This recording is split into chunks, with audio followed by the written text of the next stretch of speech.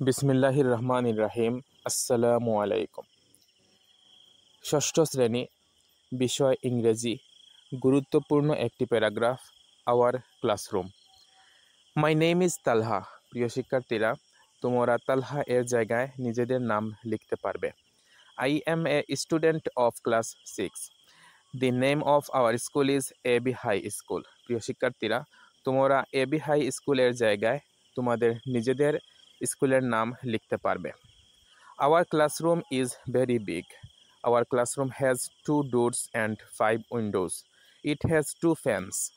There is a big blackboard in our classroom.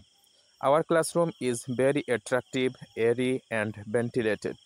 At least 100 students can sit here comfortable. There is a raised platform with a chair and a table for the teacher.